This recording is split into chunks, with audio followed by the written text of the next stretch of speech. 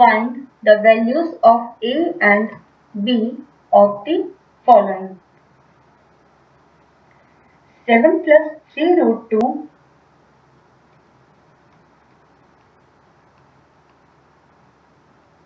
upon 5 minus 2 root 2 is equal to A plus B root 2.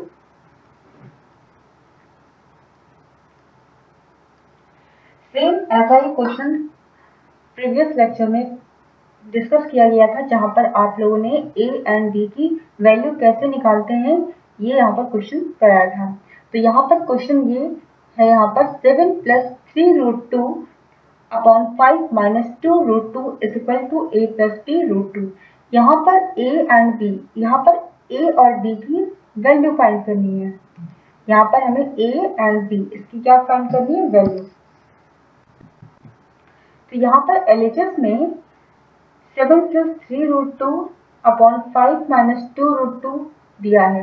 इसे आप क्या करेंगे, इसे आप रैशनलाइज करेंगे और रैशनलाइज करने के बाद जो आंसर आएगा उसे आप RHS में जो दिया है A प्लस B रूट 2 इसके साथ कंपेयर करेंगे।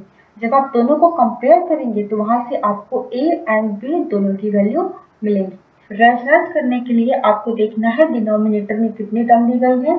डिनोमिनेटर में यहाँ पर 2 टर्म दी गई है। दोनों टर्म के बीच में आपको साइन देखना है, प्लस का है कि माइनस का है। जो भी साइन दिया है उसके अपोजिट साइन का आपको यूज करना है और फिर उसे मल्टीप्लाई करना है न्यूमरेटर और डिनोमिनेटर में। तो यहाँ पर हमने इसको, यहाँ पर आप देख रहे हैं डिनोमिनेटर में लिखा है 5 माइनस 2 रूट 2। यहाँ पर जो साइन दिया है ये माइनस का दिया है, तो आप यहाँ पर लिखा हुआ है 5 माइनस 2 रूट 2। तो आप जब मल्टीप्लाई करेंगे तो क्या करेंगे, इस माइनस को प्लस में चेंज कर देंगे। तो ये हो जाएगा 5 प्लस 2 रूट 2। हमें इसको न्यूमरेटर में भी मल्टीप्लाई करना है और इसे डिनोमिनेटर में भी मल्टीप्लाई करना है।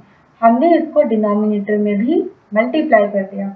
अब इसको मल्टीप्लाई करने के बाद आप यहाँ देखिए, ये 7 प्लस 3 रूट 2 है, इसको मल्टीप्लाई करना है 5 प्लस 2 रूट 2 से, और डिनोमिनेटर में जो दिया है 5 माइनस 2 रूट 2 इसे मल्टीप्लाई करना है 5 प्लस 2 रूट 2 से। तो 1 बाय 1 इसको यहाँ पे मल्टीप्लाई करते हैं। तो आप यहाँ देखिए, इसे हम लिख सकते हैं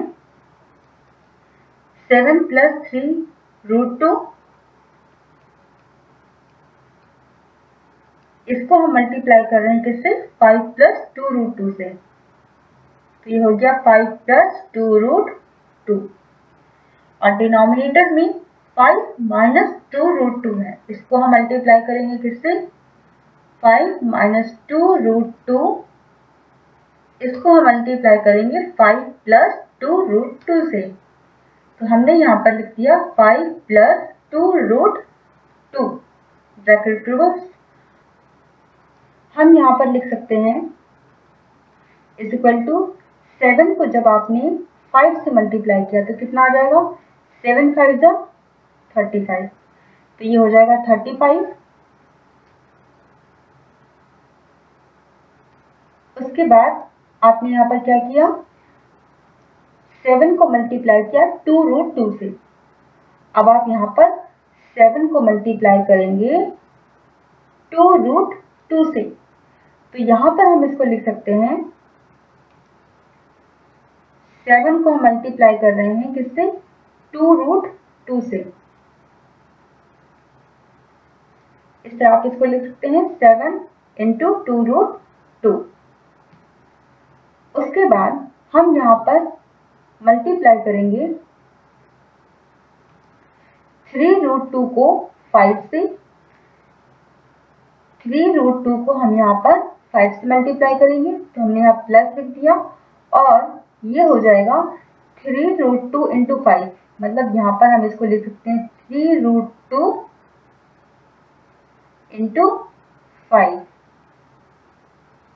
उसके बाद आप यहाँ पे लिखेंगे प्लस, और 3 रूट 2 को अब हम मल्टीप्लाई कर रहे हैं 2 रूट 2 से।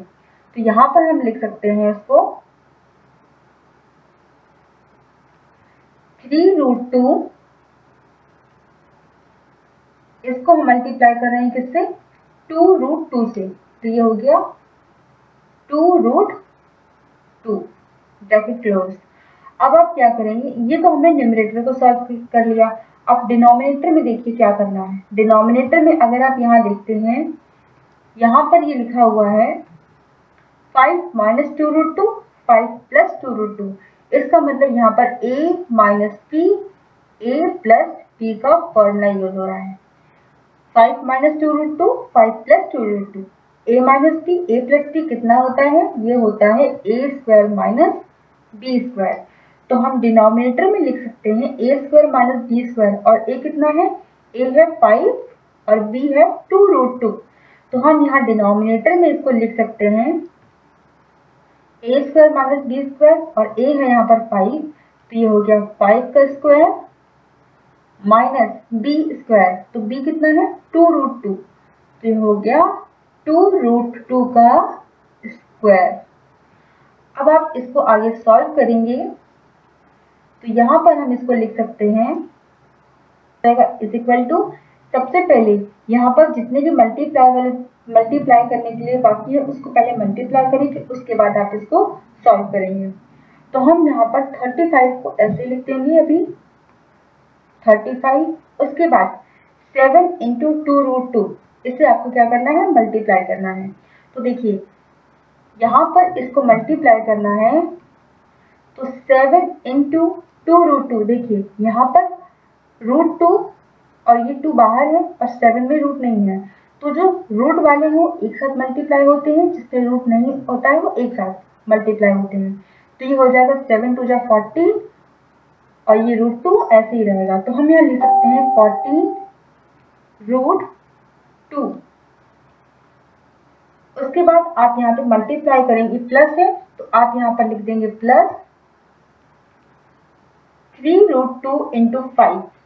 अब देखिए यहाँ पर √2 यहाँ पर रूट में है, 3 रूट के बाहर है और 5 से इसको मल्टीप्लाई करेंगे तो ये हो जाएगा 5 × 3 = 15√2। तो हम यहाँ लिख सकते हैं 15√2, ये हो जाएगा 15√2। उसके बाद ये जो प्लस है यहाँ पर ऐसे ही प्लस आ जाएगा। और अब यहाँ देखिए यहाँ पर मल्टीप्लाई करना है 3√2 × मतलब मल्टीप्लाई 2√2, तो यहाँ पर रूट में यहाँ पर 2 दे रखा है, यहाँ पर 2 दे रखा है और ये 3 रूट के बाहर है और ये 2 रूट के बाहर है, तो ये तो हो जाएगा 3 × 2 = 6, 3 × 2 = 6 हो जाएगा। उसके बाद √2 और √2 इसको हम अलग से सॉल्व करके दिखा देते हैं कितना आंसर आएगा इसका। अगर हम यहाँ पर 3√2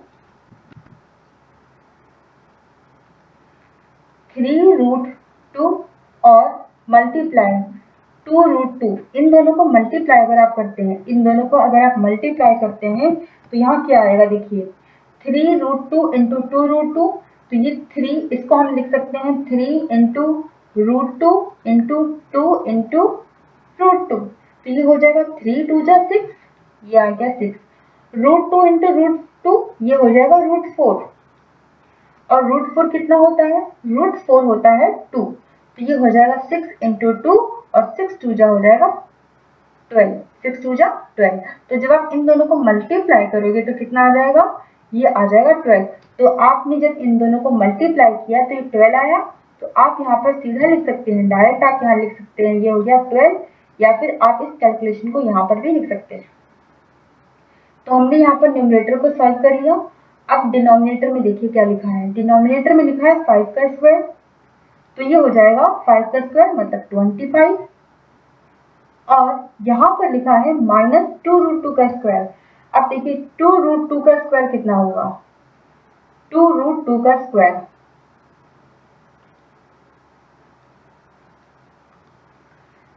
2√2 का स्क्वायर अगर हम करते हैं तो यहाँ पर कितना हो जाएगा, ये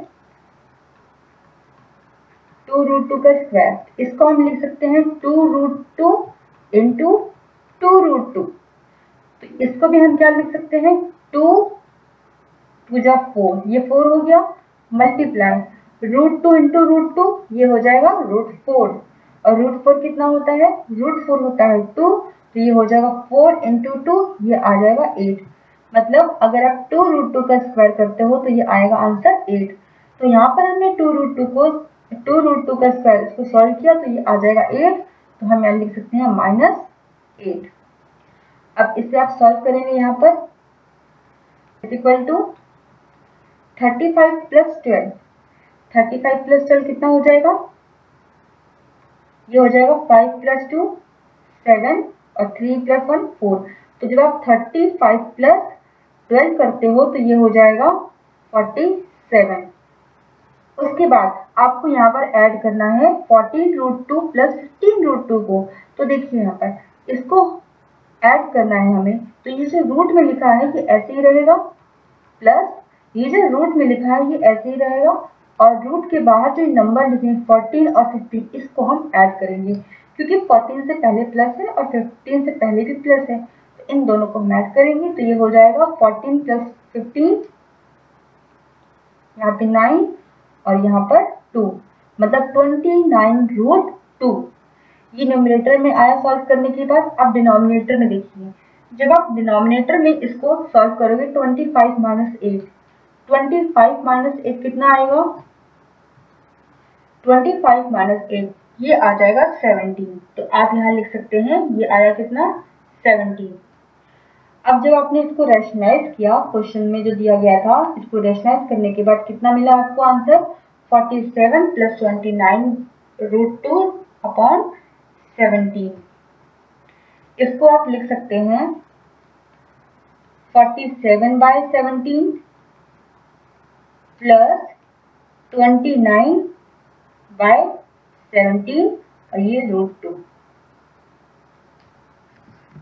इसमें आपने दोनों टर्म को अलग अलग लिख लिया तो ये हो जाएगा 29/17 √2।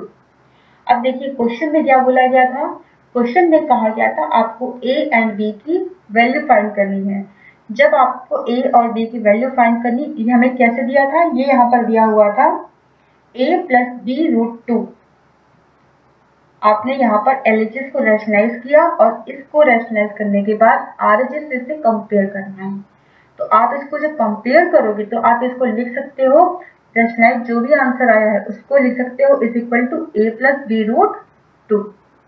तो हम यहाँ लिख सकते हैं equal to a + b √2, a + b √2। अब देखिए जब आप इसे कंपेयर करते हो तो ये a की वैल्यू कितनी आ जाएगी, a की वैल्यू यहाँ पर आ जाएगी 47/17 और b की वैल्यू आ जाएगी 29/17।